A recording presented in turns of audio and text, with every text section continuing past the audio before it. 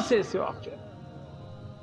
تو میرے محترم دوستو، یہ قبر کی اندھیرا کیسے ختم ہوگا؟ پل صراط یوم تری المؤمنات، اہل ایمان کو دیکھے گا، وہ جہاں بھی جائیں گے اس کے ایمان کی روشنی اس کے ساتھ ہوگی، اس کے اعمال کی روشنی اس کے ساتھ ہوگی، اس کے قرآن کی تلاوت کی روشنی، نفلوں کی روشنی، زکوٰۃ کی، روزوں کی، حج کی، عمروں کی روشنی اس کے ساتھ ساتھ چل رہی ہے.